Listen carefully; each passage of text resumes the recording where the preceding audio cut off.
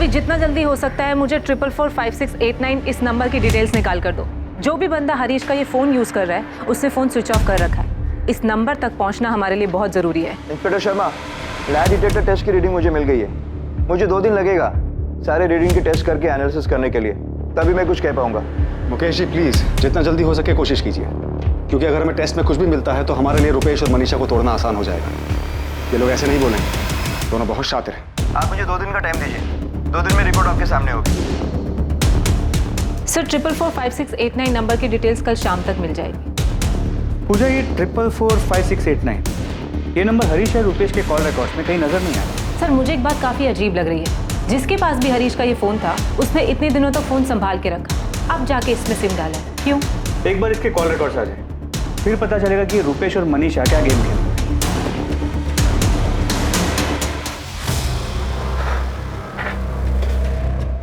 क्या हो रुपेश, लाई detector test में पुलिस ने क्या पूछा? वही जो कस्टडी में पूछ रहे थे।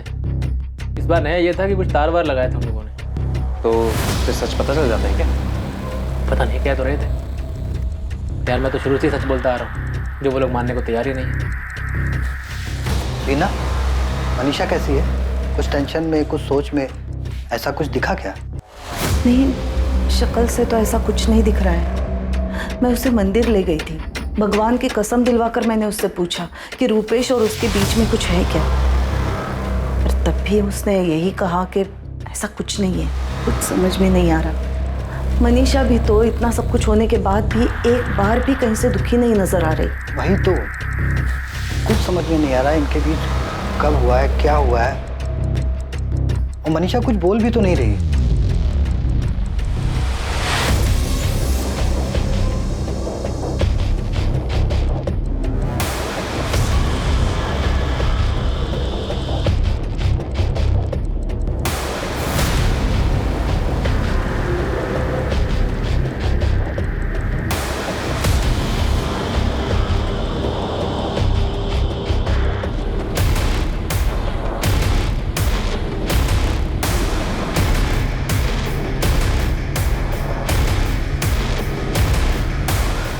भैया, इंस्पेक्टर ने बताया कि इन दोनों से बहुत अलग अलग तरीकों से पूछताछ की है, लेकिन ये दोनों मानने को तैयार ही नहीं है कि इनका कोई अफेयर है या इन्होंने हरीश भैया के साथ कुछ किया है। सुमित, तुझे पता है पुलिस की खबरें इस बारे में भी पता करने की कोशिश में है कि तेरा और हरीश का कोई झगड़ा था क्या, प्रॉपर्टी या किसी बात को लेकर। मैं ये नहीं कह रहा हूँ कि उन्हें कुछ मिलेगा, पर वो लोग ये एंगल भी देख रहे हैं। मनीषा को सजा होनी चाहिए क्योंकि वो झूठ बोल रही है, लेकिन मनीषा बताए तो सही कि उस दिन हरीश से कौन मिलने आया और कहाँ है वो, क्या हुआ उसके साथ। सुमित, कुछ भी हो जाए तू और अंकल इस केस में बिल्कुल ढील मत देना, वरना वो रुपेश और मनीषा दोनों साफ साफ बच निकलेंगे।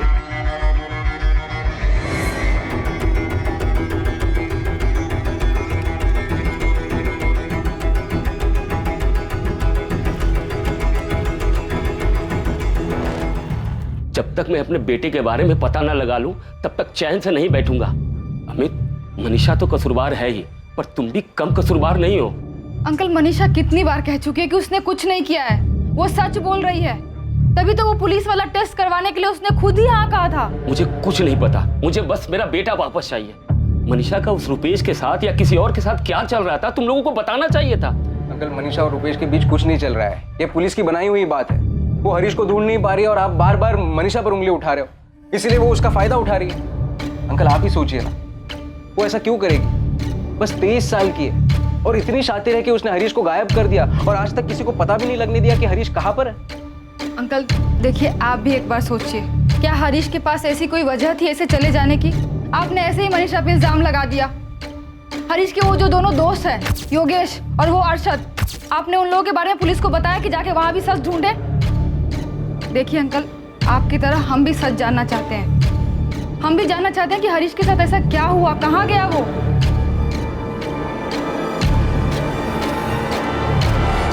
तेरा हीरो का है हरीश, वो भी आने वाला था ना साथ में? आए ना, वो रास्ते में उनका कोई दोस्त मिल गया था तो बोले कि 10-15 मिनट बाद उससे मिलकर आएंगे। दोपहर में भी मैंने फोन किया था, उस समय भी फोन बंद था। कोई काम में अटक गया होगा। चल मनीषा, मैं तुझे घर छोड़ देता हूँ, आजा। कंचन, ये बात अजीब है मगर सच है। हरीश के गायब होने के बाद से आज तक मैंने मनीषा के चेहरे पर कभी भी कोई दुख या परेशानी नहीं देखी। अमित, अब आप भी मनीषा पर... नहीं, मैं इल्जाम नहीं लगा रहा हूँ, मगर तुम ही सोचो, तुम्हें ये बात अजीब नहीं लगती कि हरीश के वापस ना आने से मनीषा को जरा भी दुख नहीं हुआ, जरा भी फर्क नहीं पड़ा? 2 दिन बाद क्राइम ब्रांच को उस आदमी की जानकारी मिली जो हरीश का फोन इस्तेमाल कर रहा था। समीर चंद्रा, रुद्र विहार का एड्रेस। रुद्र विहार? सर ये तो मूर्तिगंज के पास है, जहाँ पर हरीश का फोन स्विच ऑफ हुआ था। सर फोन रिकॉर्ड के मुताबिक हरीश की लास्ट लोकेशन मूर्तिगंज है। देखते हैं कि समीर चंद्रा वाकई में कोई है या ये भी कोई झूठ। और उसी दौरान लाई डिटेक्टर टेस्ट के परिणाम भी सामने आए। हेलो, इंस्पेक्टर शर्मा, मुकेश बोल रहा हूँ। हाँ मुकेश जी, क्या मिला टेस्ट में? आपने उन दोनों को जो भी सवाल पूछे, उनके जवाब के रिस्पॉन्स ग्राफ बहुत बारीकी से हमने चेक किया है। उन दोनों में से कोई भी झूठ नहीं बोल रहा है। क्या उन्होंने किसी भी सवाल के जवाब में झूठ नहीं बोला? नहीं। ये सवाल हमने उन दोनों से पूछा था कि उनका अफेयर है। तुम मनीषा से प्यार करते हो? तुम रुपेश से प्यार करती हो? इंस्पेक्टर आप देख सकते हैं दोनों के पैरामीटर में थोड़ा भी डिस्टर्बेंस दिखाई नहीं दे रहा है। उनके पैरामीटर से तो यही पता चल रहा है कि किसी भी सवाल का जवाब देने में उनको कोई हिचकिचाहट नहीं हुई, तब भी नहीं जब आप लोगों ने उन्हें पूछा कि उन्होंने हरीश को मारा है। रुपेश, क्या ये सच है? तुमने हरीश को मारा है? हरीश को कहाँ मारा? मैंने हरीश जी को नहीं मारा। यहाँ तक कि हरीश को मारने की प्लानिंग भी उन्होंने की थी, लेकिन इस सवाल पर भी उनका रिएक्शन नॉर्मल है, कोई घबराहट, कोई टेंशन नहीं दिखी। तो बेसिकली लाई डिटेक्टर टेस्ट ये कहता है कि उनका आपस में कोई रिश्ता नहीं, कोई अफेयर नहीं, ना ही उन्होंने हरीश को गायब किया है और ना ही उन्होंने उसे मारा है। हाँ।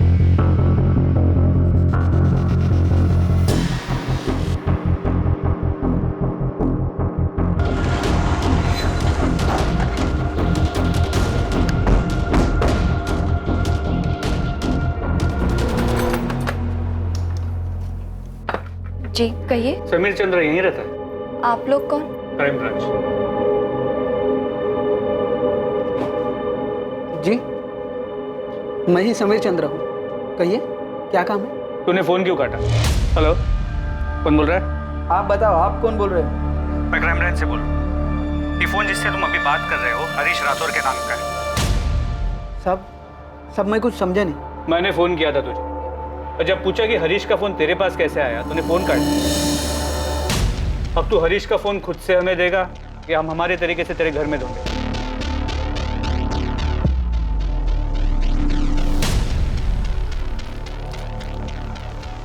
हाँ ये हरीश भैया का ही फोन है, लेकिन आपके पास कहाँ से आया? ये फोन हमें समीर चंद्र नाम के एक आदमी के पास से मिला है, किसी फैक्ट्री में ड्रिल ऑपरेटर है। मैम लेकिन उस आदमी के पास हरीश भैया का फोन कहाँ से आया? पूछताछ शुरू की है, जल्दी पता चल जाएगा। बलराम जी, आपने समीर चंद्रा का नाम कभी नहीं सुना? नहीं, पर आप ये कैसे कह रहे हैं कि मनीषा सब सच बोल रही है? ये कैसा लाई डिटेक्टर टेस्ट है आपका? देखिए बलराम जी, जरूरी नहीं कि टेस्ट में जो आए वो सही हो, लेकिन ये भी सच है कि रिपोर्ट्स के हिसाब से मनीषा और रुपेश दोनों झूठ नहीं बोल रहे। हम इस समीर चंद्रा से पूछताछ कर रहे हैं, हो सकता है इसका हरीश के गायब होने में कोई हाथ हो। अब मनीषा झूठ बोल रही है, बहुत चालाक है वो। जिस दिन मेरा बेटा गायब हुआ उसके चेहरे पे जरा सा भी दुख नहीं था, जरा सा भी शिकन नहीं थी, जैसे उसका पति नहीं कोई ऐरा गहरा हो। साहब मैं समीर चंद्रा को तो नहीं जानता, लेकिन इतना जरूर जानता हूँ कि मनीषा ने मेरे बेटे को गायब किया। अब मैं डर गया था, क्योंकि जैसे ही इस फोन में मैंने अपना सिम डाला, तुरंत आपका फोन आया कि आप क्राइम ब्रांच से है और ये फोन मुझे कहाँ से मिला? समीर, मुझे तेरे डर की नहीं, तेरे सच की कहानी बता। बोल, ये फोन तेरे पास कहाँ से आया? साहब रास्ते में पड़ा मिला, पान वाले की दुकान के बगल में कूड़े के पास पड़ा था। मैं पान बनवा रहा था जब फोन पे मेरी नजर पड़ी।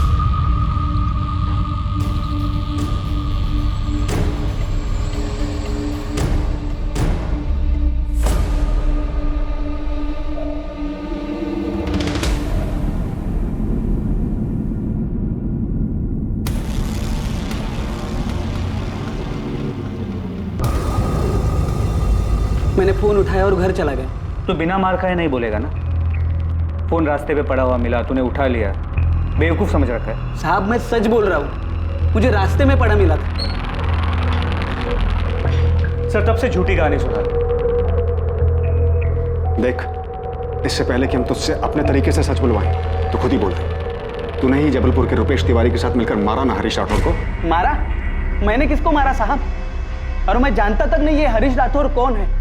अगर तू इतना ही मासूम है तो मेरा फोन क्यों कट किया? और उसके बाद फ़ोन स्विच ऑफ क्यों कर दिया? इतने दिनों बाद मोबाइल में सिम डाला और पहला ही फ़ोन आपका आया तो मैं डर गया था साहब। इस साला ये क्या मामला है, कहीं मैं फंस ना जाऊं। तो चुका है। हरीश को गायब हुए 2.5 महीने बीत चुके हैं। इतने दिनों से तेरे पास फ़ोन था, तूने अब जाके चालू किया?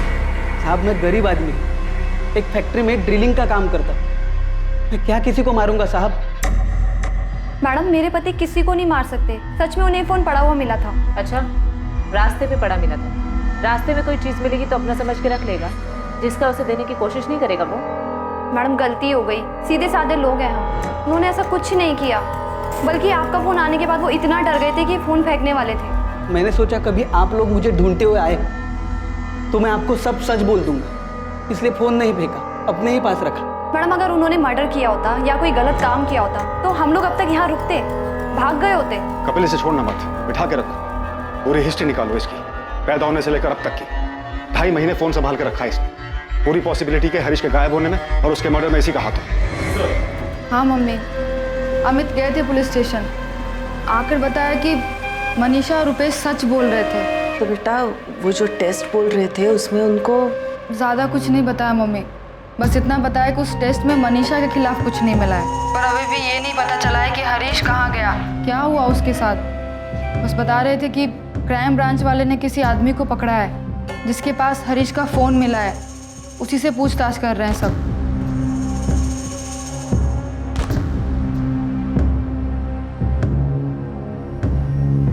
क्या हुआ मम्मी?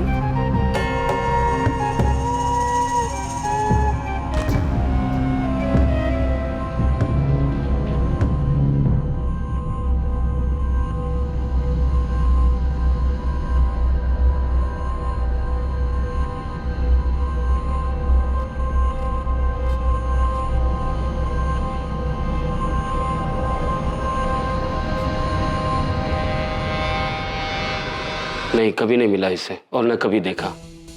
हम नहीं जानते सर समीर चंद्रा को, और ना कभी हरीश भैया के मुंह से इसका नाम सुना। अगर इसने हरीश को मारा तो क्यों मारा? क्या दुश्मनी थी मेरे बेटे से? बलराम जी, इसने कुछ किया है या नहीं अभी कह नहीं सकते, फिलहाल इसके बारे में पूछताछ जारी है। सर, हम हरीश के दोस्त अरशद और योगेश को भी बुलाकर सबीर की पहचान करवा रहे हैं।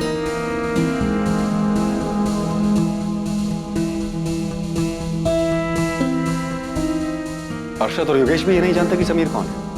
नहीं सर।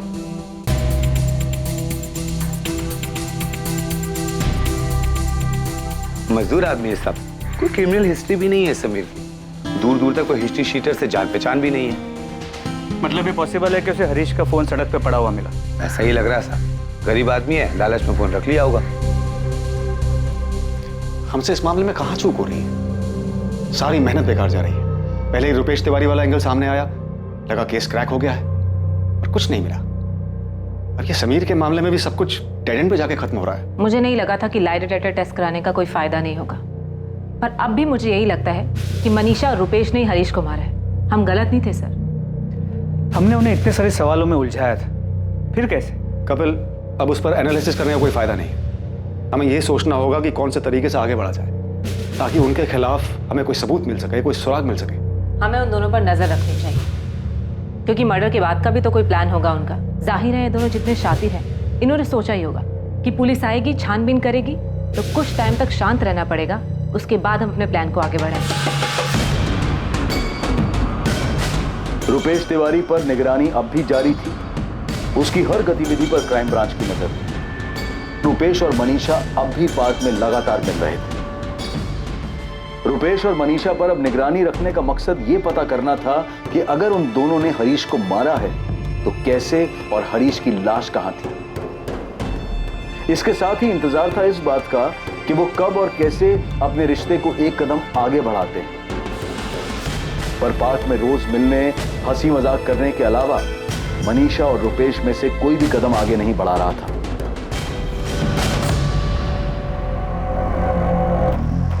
कितनी शांत और खुश लग रही है, जैसे कि कुछ हुआ ही नहीं। यस सर, इसे किसी चीज से कोई फर्क ही नहीं पड़ रहा है। आज तक के करियर में इतने शातिर क्रिमिनल्स को तोड़ा, इसे क्यों नहीं तोड़ पा रहे? सर, ताज्जुब की बात तो ये है कि बिना किसी कांटेक्ट के, बिना किसी बातचीत के ये दोनों इतना बड़ा कांड कर कैसे पाए, वो भी इतनी सफाई से कि आज तक हमें हरीश का नामो निशान तक नहीं मिला। सर, मनीषा और रुपेश का मेल मिलाप अब भी जारी है, बल्कि मेल मिलाप के साथ साथ सैर सपाटा भी शुरू हो गया। कभी होटल, कभी नर्मदा में बोटिंग के लिए भी जाने लगे। इसके अलावा और कुछ पता चला? हरीश की बॉडी कहाँ दफनाई है या जलाई है? नहीं सर, मनीषा रुपेश का सारा कच्चा चिट्टा खोल दिया, लेकिन रत्ती भर भी खबर नहीं लगी कि हरीश को कहाँ गायब किया, कैसे मारा, और उसकी बॉडी को कहाँ और कैसे ठिकाने लगा। कहीं हम गलत ट्रैक पे तो नहीं जा रहे कपिल? ये मनीषा और रुपेश के चक्कर में कोई और मोटिव, कोई और कल्प्रिट छूट तो नहीं रहा हमसे?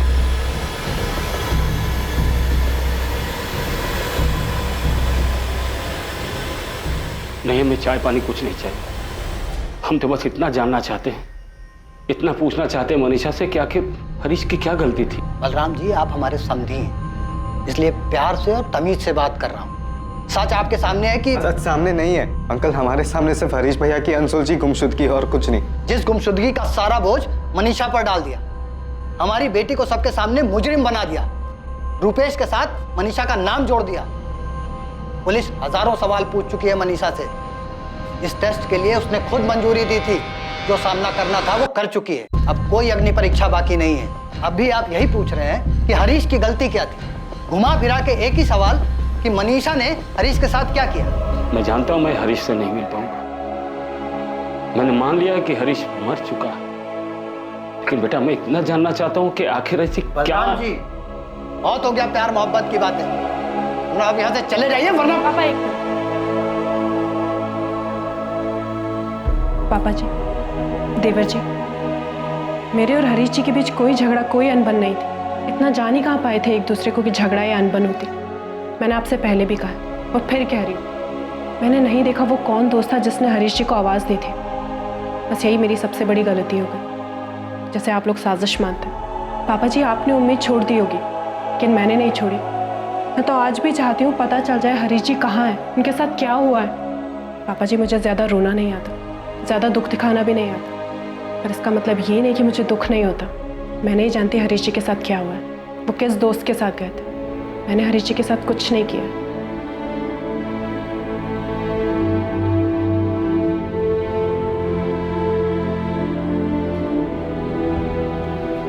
साहब, हम 4 दिनों से यहाँ चक्कर काट रहे हैं पर आप मिल ही नहीं रहे हैं।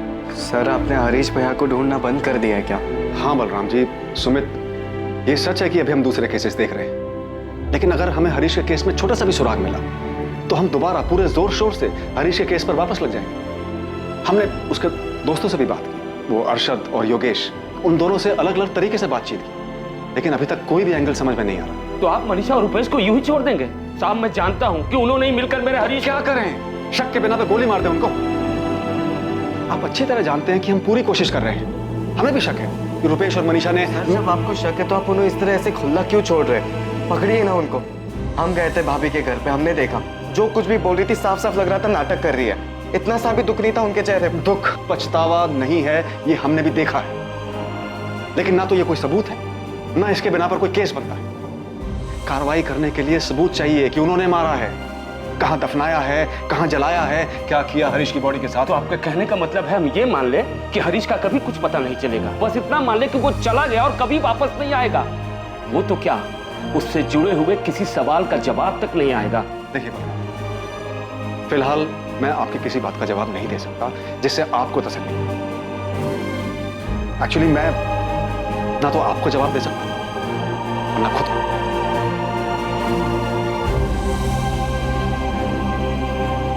हरीश मिसिंग केस में क्राइम ब्रांच भी कोई हल नहीं खोज पाई, कोई क्लोजर नहीं दे पाई।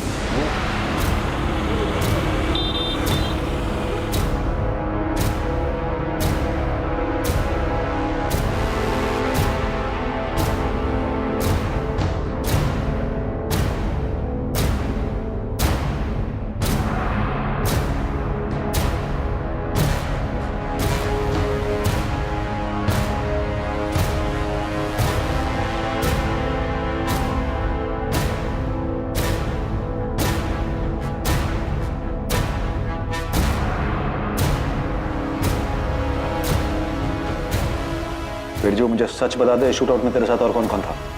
देख, मैं वादा करता हूँ तेरी बेल का इंतजाम करा। खाली बेल नहीं साहब, आपको मुझे अंडरग्राउंड भी करवाना पड़ेगा, क्योंकि इसके बाद वो लोग हाथ धोकर मेरे पीछे पड़ जाएंगे। सर एक मिनट सर, वो हरीश राठौर मिसिंग केस याद है आप? उसे कैसे भूल सकता हूँ? 4 साल से एक आदमी गायब है, आज तक उसका पता नहीं चला। सर उसी केस के सिलसिले में जबलपुर से हमारे खबरी पंकज का फोन है। कुछ हुआ है क्या वहाँ? जी सर, हरीश की बीवी मनीषा घर छोड़ के भाग गई। पंकज लाइन पे।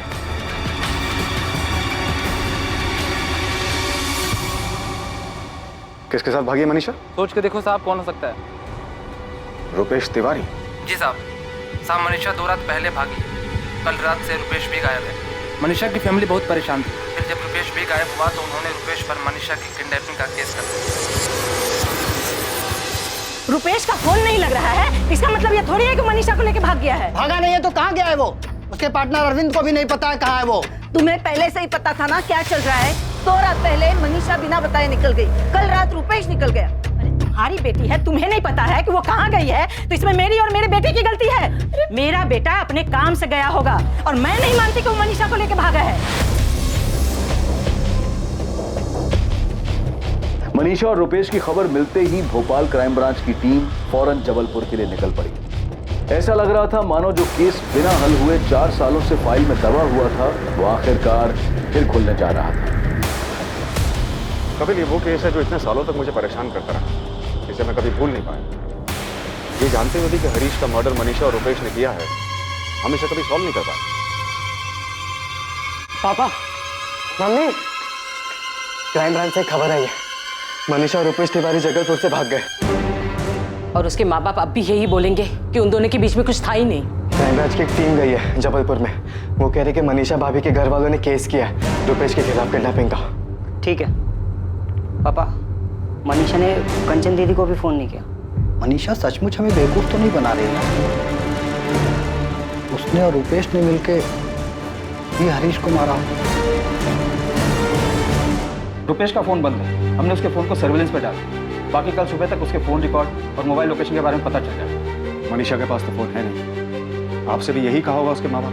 जी, मुझे लगता है कि मनीषा और रुपेश शायद इसी इंतजार में थे कि हरीश का केस ठंडा पड़ जाए, बंद हो जाए, ताकि ये लोग अपना अगला कदम उठा सकें। प्लीज, हमें किसी भी हाल में इन तक पहुंचना है। एक बार ये हमारे हाथ लग जाए तो इस बार इनसे सच बनवाएंगे नहीं, बल्कि हलक में हाथ डालकर निकालेंगे। अब तो पुलिस क्या, मैं भी यही कहूंगी कि मनीषा ने कुछ गलत किया हरीश के साथ। हमें इतनी जल्दबाजी नहीं दिखानी चाहिए।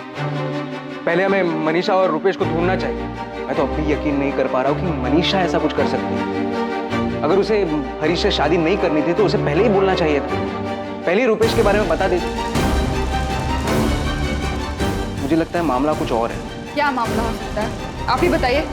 पहले मनीषा भाग जाती है, उसके अगले दिन रुपेश गायब हो जाता है। क्या मामला हो सकता है, बताइए।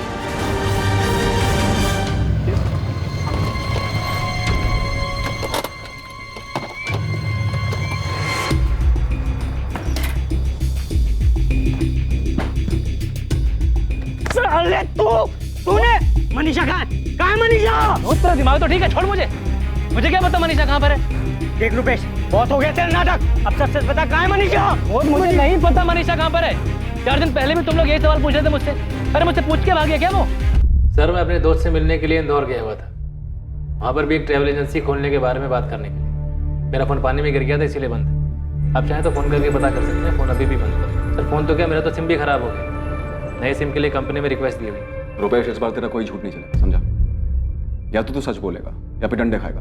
सर, आपको डंडा मारना है, जो करना कीजिए। और मैं फिर भी यही कहूँगा कि मनीषा मेरे साथ नहीं भागी। सर, मनीषा और मेरे बीच में ना तो कभी कोई ऐसा रिश्ता था और ना ही। इतने साल बाद आप अभी भी इस बात पर क्यों अटके हुए? मनीषा और मैं बस अच्छे दोस्त थे सर, और कुछ नहीं। मेरा दिमाग खराब है कि मैं मनीषा के साथ भागूंगा और हरीश के केस का फंदा अपने गले में डालूंगा। मनीषा कहाँ है? फिर वही बात सर, मुझे नहीं पता मनीषा कहाँ है। मुझे समझ में नहीं आ रहा कि आप बिना वजह हर बार मुझे क्यों घसीटे जा रहे हैं। तो मनीषा तेरे साथ नहीं भागी? नहीं सर, अगर मेरे साथ भागी होती तो मैं वापस क्यों आता आपके डंडे खाने के लिए? सर, उस रुपेश का वापस आना उसकी एक चाल भी हो सकती है, दोनों की। अगर चाल है भी कपिल, तो मनीषा को किसी भी हाल में ढूंढ निकालना होगा। पता करना होगा कि ये दोनों क्या खेल खेल रहे हैं। मनीषा के पिताजी का फोन आया था, वो घर वापस आ गई।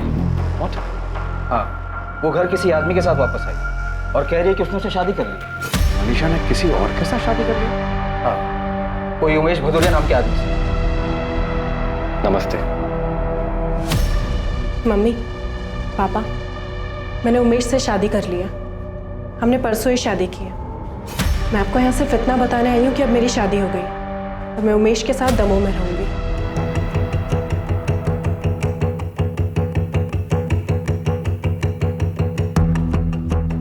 मैं 2 साल पहले उमेश से ही जबलपुर में मिली थी। हम दोनों के बीच बातचीत थी। मुझे उमेश अच्छे लगने लगे और फिर मैंने उससे शादी करने का फैसला कर लिया। फैसला कर लिया? तू इतनी बड़ी हो गई कि फैसला करने लगी? हमें पूछने बताने की जरूरत नहीं समझी। मम्मी, मैं हरीश जी के गायब होने, उनके मरने का बोझ अपने सर पर उठाते उठाते थक गई हूँ। मेरी भी एक जिंदगी है, मैं भी जीना चाहती हूँ, पर इस बारे में तो किसी ने सोचा ही नहीं। और अगर मैं उमेश के बारे में बताती तो भी क्या होता? फिर से वही तमाशा शुरू होता। हरीश जी के घर वाले पुलिस के साथ यहाँ धरना देते और कहते, देखा, इसलिए इसने हरीश को मारा था। और मैं कब तक ऐसे पति ऐसी शादी के सहारे जीती जो 4 साल पहले ही चला गया, और उसके गायब होने की वजह से मुझे न जाने क्या क्या सहना पड़ा। हजारों सवालों के जवाब देने पड़े।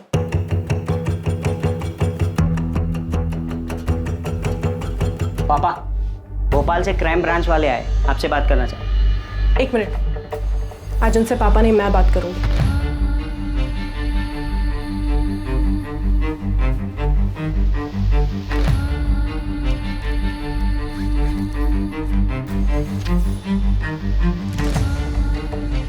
ये मेरी और उमेश की शादी का सर्टिफिकेट। हमने परसों मंदिर में शादी की और दमोह में शादी को रजिस्टर करवाया। आप प्लीज़ इसे ध्यान से देख लीजिए, क्योंकि आज के बाद मैं आपको कोई सफाई नहीं देना चाहती। हो गई तसल्ली? अब आप प्लीज़ मेरी ज़िंदगी में दखल देना बंद कर दीजिए।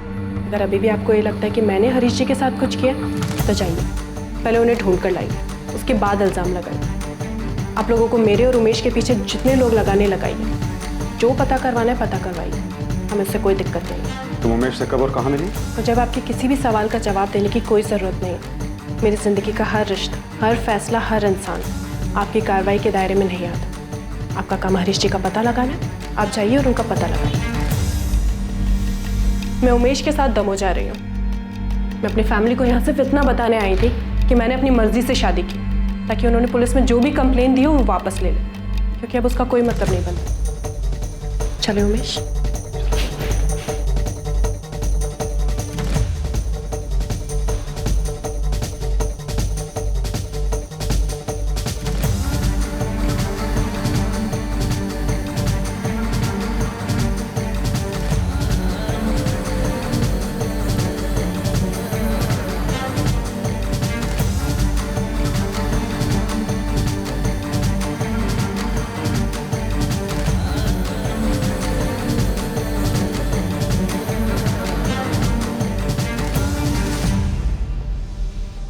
साहब, कहीं मनीषा ने रुपेश के बजाय उमेश के साथ मिलकर तो नहीं? बलराम जी, हम उमेश के बारे में पता लगा रहे हैं, लेकिन अभी तक ऐसा कुछ भी सामने नहीं आया है कि हरीश के साथ शादी करने से पहले मनीषा और उमेश एक दूसरे को जानते थे।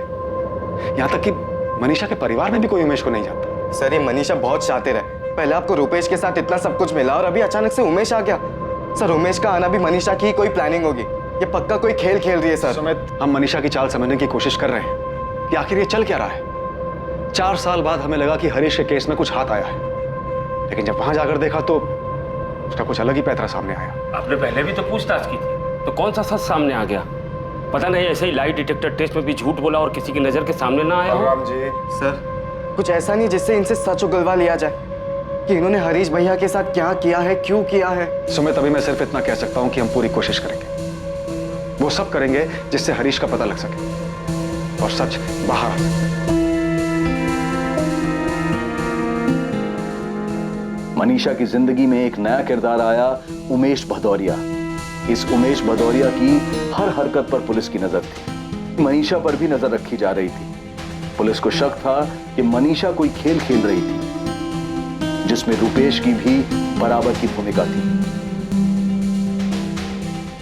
क्या रुपेश तिवारी और उमेश भदौरिया के बीच कोई कड़ी थी? नहीं सर, फोन रिकॉर्ड्स में ऐसा कुछ नहीं मिला जिससे ये पता लगे कि रुपेश और उमेश का कोई कनेक्शन है। पूजा, के ये रुपेश, मनीषा और उमेश सच में कोई खेल खेल रहे, इतने शातिर, या फिर हम इनके पीछे पड़ के एक बंद अंधेरी गली में चक्कर काट रहे? मैं इतना कह सकती हूँ कि हम गलत ट्रैक पर नहीं है। मनीषा ने हरीश को मारा है, हम पहले भी ये बात जानते थे और आज भी जानते हैं। बस एक बात समझ नहीं आ रही कि उनका सच सामने कैसे लाए। हमने उनका लाइट डिटेक्टर टेस्ट करवाया था, जिसमें उन्होंने साफ झूठ बोला। एक बार ब्रेन मैपिंग टेस्ट करवाया क्या पता उसमें कुछ सामने आ जाए। कपिल, तुम्हें लगता है जो लाइट डिटेक्टर टेस्ट में इतनी आसानी से झूठ बोलकर निकल गए, वो ब्रेन मैपिंग टेस्ट में फंस जाएंगे? फंस भी सकते हैं। 4 साल से एक खेल खेल, एक झूठ को जी रहे। क्या पता सच सामने आ ही जाए। सर पॉसिबल है कि सवालों के जवाब में एक तैयार किया और झूठ जो सच बनकर सामने आए, लेकिन ब्रेन मैपिंग में तो कोई सवाल ही नहीं होता कि वो तैयारी कर पाए। उसमें तो उनको फोटोग्राफ दिखाई जाएंगी और उनका दिमाग कैसे रिएक्ट कर रहा है वो देखा जाएगा, जिसे वो कंट्रोल नहीं कर सकते। क्या पता इस टेस्ट में वो दोनों डगमगा जाए। हाँ पॉसिबल है, लेकिन इस टेस्ट के लिए भी तो उनकी मंजूरी लेनी होगी। सर लाइट डिटेक्टर टेस्ट के वक्त दोनों काफ़ी कॉन्फिडेंट थे और जाहिर है बच गए तो कॉन्फिडेंस बढ़ा ही होगा। शायद हाँ कर दें और उनके इस ओवर कॉन्फिडेंस से हमें कोई लीड मिल जाए। चलो देखते हैं ये लोग इस टेस्ट के लिए तैयार होते हैं या नहीं। सर आप लोग तो मेरी ज़िंदगी में बेताल की तरह पीठ पर सवार हो गए। आपकी मर्जी का जवाब नहीं दे रहा हूँ तो आप तो पीठ से चिपक ही गए। इस बेताल से मुक्ति चाहते हो तो ये अच्छा मौका है तुम्हारे पास, क्योंकि इस टेस्ट के बाद ये केस बंद हो जाएगा और तुम पर और मनीषा पे से सारा इल्ज़ाम हमेशा के लिए खत्म है। सर आप ये बात मान क्यों नहीं लेते हैं कि मेरे और मनीषा के बीच में कुछ भी नहीं है? मैंने हरीश से शादी क्या की, मेरी तो जिंदगी बर्बाद हो गई। जिंदगी तुम्हारी नहीं, हरीश की बर्बाद हुई है मनीषा। 4 साल हो गए, वो कहा है उसकी कोई खबर नहीं है। रुपेश ने आपसे क्या कहा? वो तैयार है? क्यों? रुपेश के इशारों पर हाँ करोगी तो? करूँ भी तो क्या दिक्कत है? आप लोगों ने तो वैसे भी हम दोनों का रिश्ता बना के रखा है 4 साल से, वो भी मुजरम का, बिना किसी वजह। ठीक है सर, एक बार मनीषा से बात करता हूँ फिर बताता हूँ। कैसे बात करो? उमेश के फ़ोन पे या मनीषा के फ़ोन? सर आप जो चाहो पैतरा लगा दो। यही सच है कि मेरे और मनीषा के बीच में कुछ भी नहीं है और हरीश को गायब करने या मारने में मेरा कोई हाथ नहीं। तो फिर तो तुम्हें ब्रेन मैपिंग टेस्ट करने के लिए हाँ कर देना चाहिए, क्योंकि इससे हमेशा के लिए साबित हो जाएगा कि तुम्हारा इसमें कोई रोल नहीं।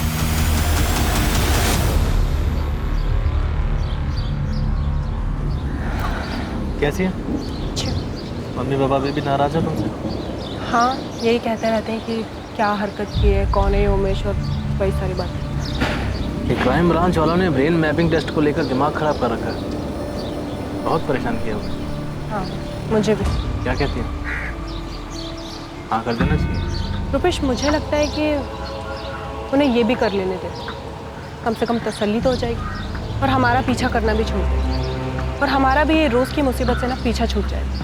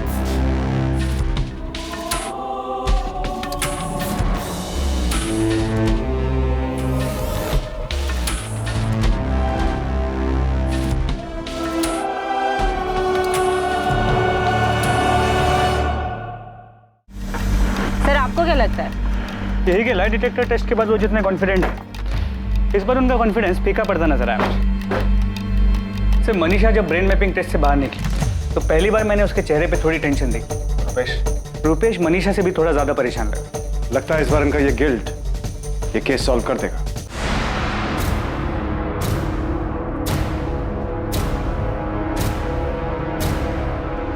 मनीषा उन लोगों को कैसे पता चला? रुपेश मुझे नहीं पता उन्हें कैसे पता चला। नहीं, उन लोगों को कुछ नहीं पता। उन लोगों को किसी भी हाल में कुछ पता चल ही नहीं सकता। कुछ पता नहीं चल सकता तो उन्होंने वो फोटो हमें क्यों दिखाया, जबकि ये तो मुझे भी नहीं पता था, तुमने मुझे बताया था। और ये बात मैंने तुम्हारे अलावा किसी को नहीं बताई। रुपेश कहीं मंजीत तो उनके हाथ नहीं लग गया? कहीं मंजीत ने तो। मनीषा वो लोग मंजीत तक कैसे पहुंचेंगे? हो ही नहीं सकता। रुपेश मुझे लगता है इस बार उन्हें पक्का कुछ मिला है, कुछ पता चला है। रुपेश कुछ भी हो, पर अब मैं वापस नहीं जाना चाहती। इतना सब होने के बाद अब फिर 4 साल बाद ये। मनीषा ऐसे घबराने की जरूरत नहीं है। मुझे नहीं लगता कि उन्हें कुछ भी मिला है। अगर उन्हें कुछ नहीं मिला तो उन्होंने हमें वो खोदी भी जगह, वो गड्ढा, वो खोदा हुआ गड्ढा क्यों दिखाया? हो सकता है उन्होंने वो फोटो वैसे ही हमें दिखा दी हो। रुपेश तुम अब भी इतना शांत कैसे रह सकते हो? तुम्हें टेंशन नहीं हो रही कि? मनीषा टेंशन हो रही है, पर मुझे नहीं लगता कि मुझे लगता है ये टेस्ट हम पर भारी पड़ने वाला है। ये वो लाइट डिटेक्टर टेस्ट नहीं है, इस बार वो लोग हमें नहीं छोड़ेंगे। मनीषा कुछ नहीं होगा, वो बस हमें फंसाने की कोशिश कर रहे हैं। अब तुम ऐसे घबराओगी तो उन्हें जरूर हम पर शक हो जाएगा। तुम शांत रहो बस, बाकी मैं संभाल लूंगा।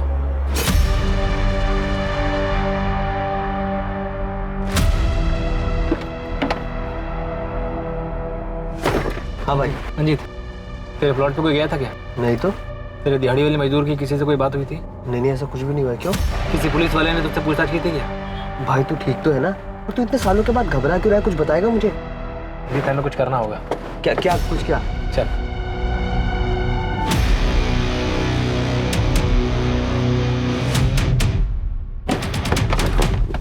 अरे रुपेश, करना क्या है बताएगा? मिसी ऐसे यहाँ नहीं छोड़ सकते। यहाँ नहीं छोड़ सकते मतलब तेरा दिमाग तो ठीक है? करेगा क्या निकाल करके? निकाल कर डिस्ट्रॉय करना पड़ेगा ताकि उनके हाथ में कुछ भी ना लगे। अरे यार पता नहीं तू क्या करना चाह रहा है। अरे यार यहाँ कुछ नहीं आया, कोई खुदाई वुदाई कुछ नहीं हुई है। जीत, अपना उठा, खुदाई शुरू कर। जो भी बचा उसे निकाल के खत्म करना है। अरे कंकाल के अलावा कुछ नहीं बचा होगा। जो भी बचा है निकाल के खत्म करना है उसे। शुरू कर।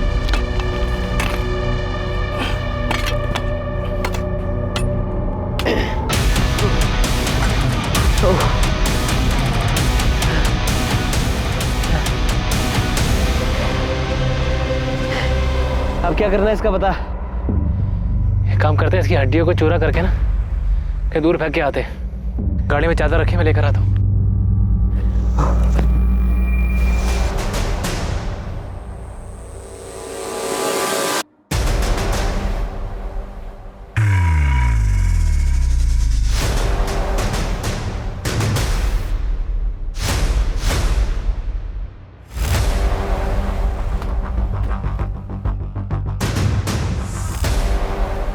और रुपेश, क्या खोद के निकाल? हमें भी तो दिखा। चल, अरे चल। क्या है? पकड़ो उसे। 15 अप्रैल 2014 को हरीश और मनीषा ने कंचन के घर जाने के लिए रिक्शा लिया ही नहीं था। वो कंचन के घर पैदल गए थे। हरीश!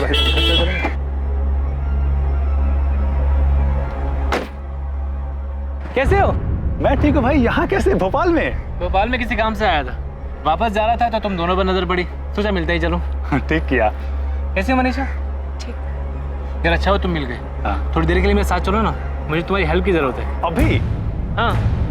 तो यार अभी मैं मनीषा को लेकर के कंचन दीदी के यहाँ छोड़ने जा रहा था और वहाँ से फिर काम पे भी जाना है। तो एक काम करो, तुम शाम को घर पे आ जाओ ना, बैठ के बातें करते हैं हम लोग। यार हरीश, बस आधे घंटे की बात है। एक्चुअली मैं भोपाल में एक नया काम शुरू करने की सोच रहा हूँ। तुम तो यहीं के हो, सही आइडिया दे दोगे।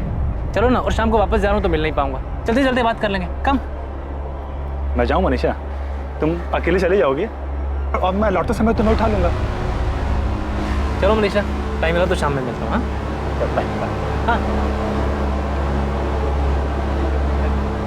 अरे बैठे ना प्लीज।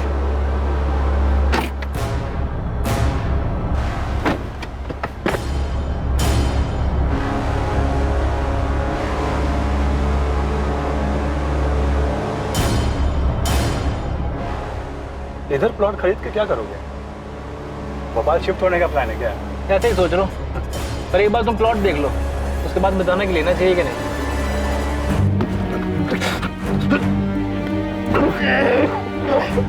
बलराम जी, हमें एक कंकाल मिला है। वो हरीश का ही है, ये कंफर्म करने के लिए हमें डीएनए टेस्ट करना पड़ा। रुपेश ने यहाँ भोपाल में हरीश को मार दिया था। जबलपुर के पास रुपेश के एक दोस्त मंजीत का प्लॉट है। मारने के बाद वो लोग हरीश की बॉडी को वहां ले गए और उस ओपन प्लॉट में दफना दिया। क्यों किया मनीषा ने ऐसा? क्योंकि मुझे रुपेश से शादी करनी थी, और अगर ये बात मैं अपने घर में बताती तो मेरे घर वाले शादी के लिए कभी तैयार नहीं होते। कैसे पता तैयार नहीं होते? तुमने तो अपने अफेयर के बारे में उन्हें कभी बताया ही नहीं।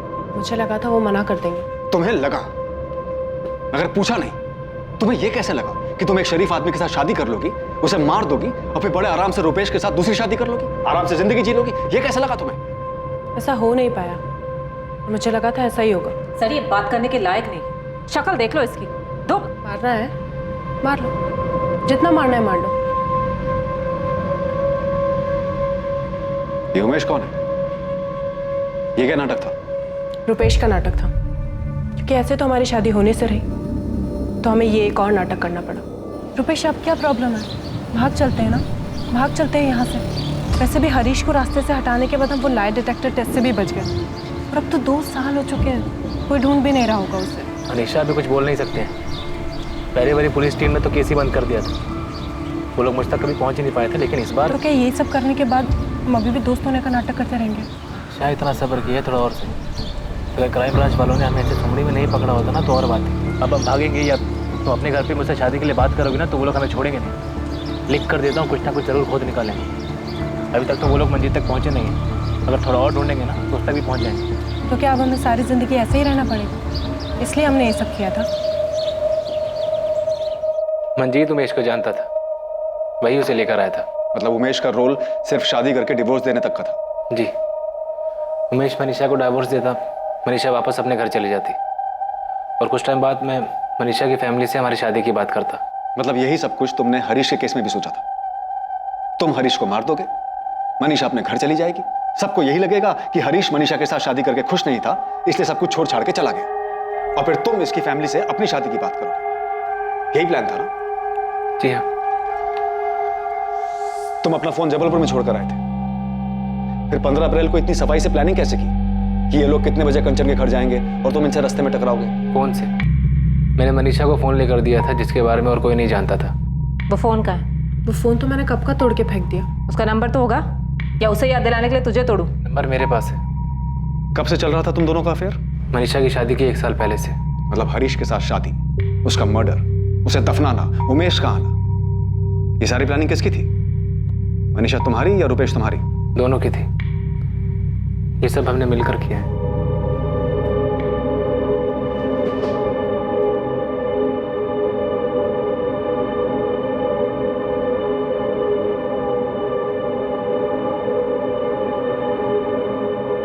सर, ब्रेन मैपिंग टेस्ट की रिपोर्ट आ गई। क्या आया रिपोर्ट में? फिर से दोनों निर्दोष साबित हुए? नहीं, रिपोर्ट के मुताबिक इस जुर्म में दोनों शामिल। 4 साल बाद हरीश के परिवार और इस केस को क्लोजर मिला, जो बेशक एक दुखद अंत था, जिसका उन्हें अंदेशा पहले ही हो चुका था, पर फिर भी जानना जरूरी था कि आखिर हरीश के साथ क्या और क्यों हुआ था। रुपेश की मां को मनीषा और रुपेश के प्रेम संबंध और उन्होंने साथ में रहने के लिए जो भयानक जुर्म किए थे, उसकी जानकारी ने बेहद सदमा पहुंचाया था। मनीषा के परिवार के लिए भी इस बात पर विश्वास करना बहुत मुश्किल था कि उनकी बेटी अपने स्वार्थ के लिए इस हद तक जा सकती है। ना अच्छा शरीफ आदमी था हरीश, मनीषा ने क्या कर दिया? मनीषा चौहान पर कत्ल के लिए आईपीसी की धारा 302 और कत्ल की साजिश के लिए आईपीसी की धारा 120 बी के तहत मुकदमा दर्ज किया गया। मनीषा के साथ साथ रुपेश तिवारी और मंजीत धैया पर भी इन्हीं धाराओं के तहत मुकदमा दर्ज हुआ। क्राइम नेवर पेज, ये बात एक बार फिर से साबित हुई, और मनीषा और रुपेश की अभेद साजिश के बावजूद, उनके अपने कड़े रुख से टस से मस न होने के बावजूद उन्हें कुछ नहीं मिला, और आखिरकार 4 साल बाद उनका झूठ सामने आ ही गया। सच को छुपाना, झूठ का नकाब लगाए रखना, ये सारी चीजें एक दिमागी रूप से कमजोर, गलत इरादे वाले, असुरक्षित इंसान का सहारा होती हैं। पर यह नकाब ज्यादा दिन तक नहीं टिकता और इससे कुछ हासिल नहीं होता, और एक ना एक दिन सच्चाई सामने आ ही जाती है। और सबसे महत्वपूर्ण बात, कैसे कोई इंसान अपनी प्रेम कहानी को पूरा करने के लिए अपना घर बसाने की उम्मीद रख सकता है, जबकि उसके इस प्यार, उसके इस घर की नींव किसी मासूम की लाश पर टिकी हुई हो। अब मैं अनूप सोनी आपसे विदा लेता हूं। देखते रहें क्राइम पेट्रोल सतर्क, सोमवार से शुक्रवार रात 10:30 बजे सिर्फ सोनी टीवी पर। और याद रखें, क्राइम और आपके बीच में सिर्फ इतना फर्क है कि आप कितने सतर्क हैं। सतर्क रहें, सुरक्षित रहें। जय हिंद।